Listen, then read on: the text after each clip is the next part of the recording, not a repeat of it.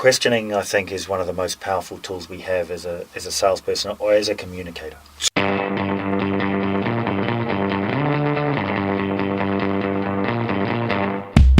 Welcome back. I've got Dean Kelly with me again, and I wanted to ask Dean, or extend on from our last discussion. We talked a lot about the charts or the images or the graphics that Dean suggests salespeople use to help in asking questions and change up the conversation.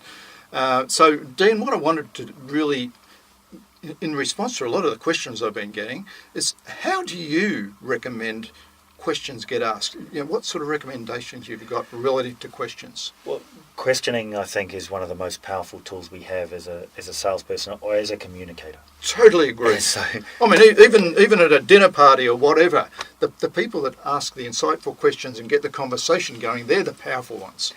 And the same applies in a sales profession. So one of the observations I made, and a lot of the work that I've been doing is driven from an introspection or an introspective view of going, what are your own limitations? So back in the day, your manager would have you write up the questions in advance, and then you'd go in and you'd find that at no point in the conversation was there a chance to use that question. Because the flow of the discussion went in a different direction. Absolutely. And in addition to that, how authentic is that when I say, hold on a moment, and then I read a question which is pre-prepared? So again, you lose that authenticity. So the challenge, I think, for all of us is how to remain in the moment, authentically here. At the same time, the conversation starts to flow. And on top of that, how do I get you, the client, into the conversation? Because I can spend 20 minutes and get through 60 slides if you wish, but I know that won't create value. So in changing the conversation, I have to become a master in the art of questioning. So what are the questions? Well, first of all, we've got to make good use of open questions. So the use of the visuals is a way of creating, think of it like a court, a badminton court or a tennis court, upon which you can ask better questions. Yep, so having that there, that's good. And then rather than thinking pre-prepared, the way I'm coaching people is to have only 7 words in your head. And the human brain is incredibly powerful. So let's not worry about the whole question. Let's work on the first word. And is the word an open question starter, like who, when, why, how, what, where, or which? And that way, I'm in the moment with you. I'm focusing on you. I don't have to look away and look up and start being too, I suppose, creative. I can be in the moment with you right till you stop talking. And then I can take a moment, and all I'm thinking is which of those 7 words is the best one to start with. And I might say who John would be also impacted by a decision like this, or who would be impacted by not having that outcome today, or what have you done to try and solve that issue previously, and what was the outcome?